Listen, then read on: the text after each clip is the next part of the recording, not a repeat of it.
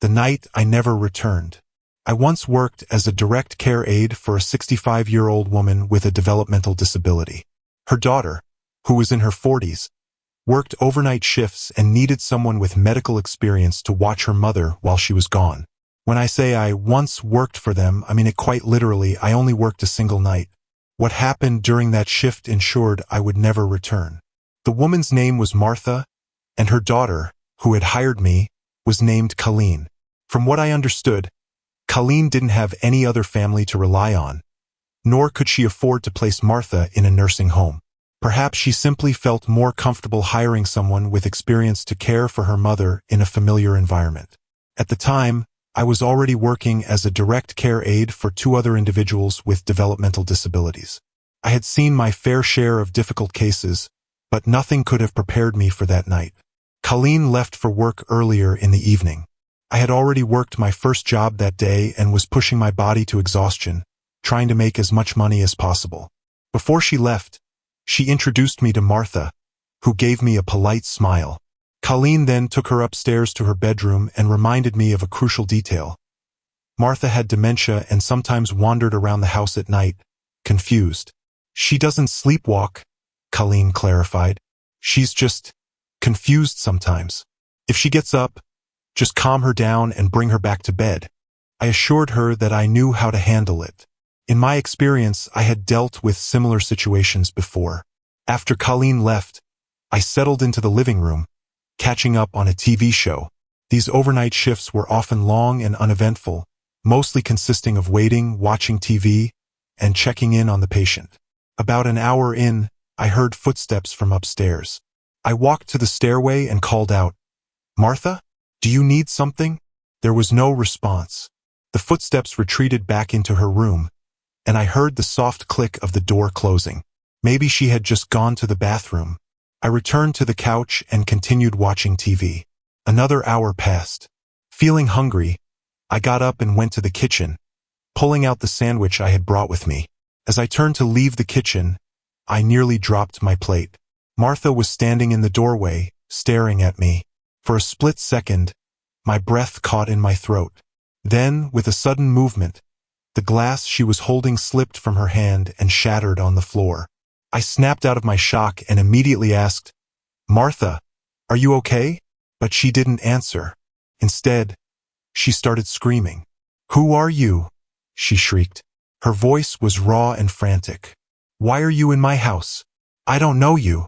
I tried to calm her down. "Martha, we met earlier. I'm your care worker.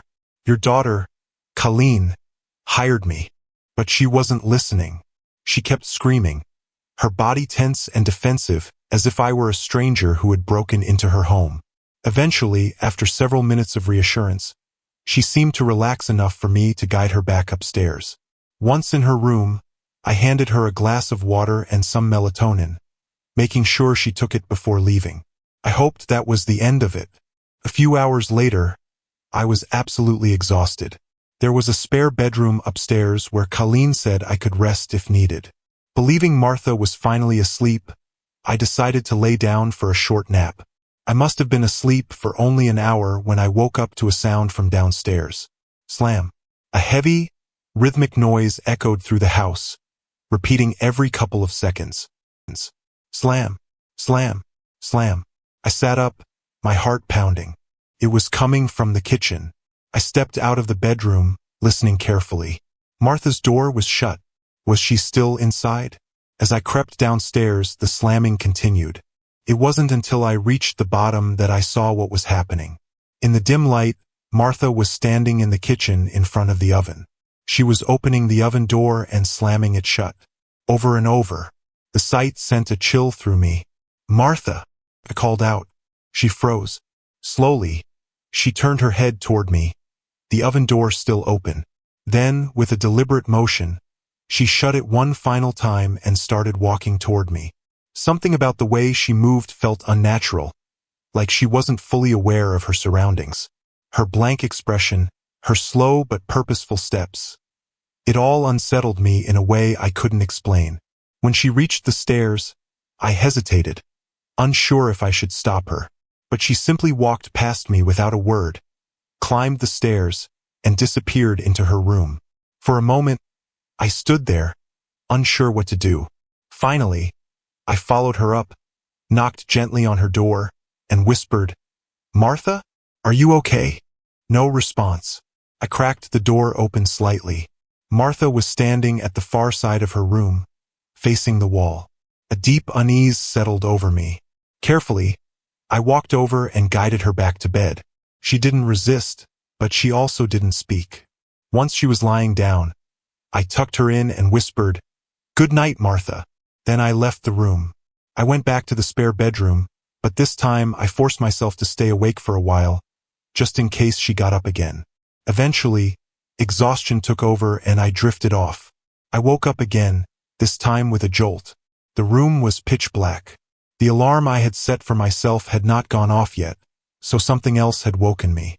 Then I heard it, a soft, rustling noise. I turned my head and saw the closet door slightly ajar. Inside the darkened gap, I could make out the faint outline of a head peeking through. I froze. "Martha," I whispered. No answer. My heart pounded against my ribs as I called her name again. Then, slowly, the door creaked open further. Martha stepped out of the closet, her face hidden in the shadows. "Who are you?" she whispered. I barely had time to process what was happening before I noticed the glint of something in her hand. A knife. My stomach dropped. I shot up in bed, my voice shaking as I said, "Martha, put the knife down." But she didn't. Instead, she stepped closer, her grip tightening around the handle. Her voice rose into a frantic shriek. "I don't know you." I didn't wait. I bolted. She swung the knife as I ran past her, but her movement was sluggish, uncoordinated. I made it down the stairs in seconds, grabbed my shoes, and sprinted outside. I didn't call 911. Instead, I called Colleen. She picked up on the second ring, groggy and irritated. When I frantically explained what happened, she started yelling at me not to leave. "She tried to kill me," I shouted back. Colleen rushed home. When she arrived, she found Martha asleep in bed, the knife lying on the floor beside her. She had the audacity to accuse me of exaggerating, until she saw the knife herself. I never told her I had dozed off that night, and I never worked in that house again. I've been a direct care aide for nearly a decade, and I've encountered many difficult patients, but nothing has ever come close to the horror I experienced that night.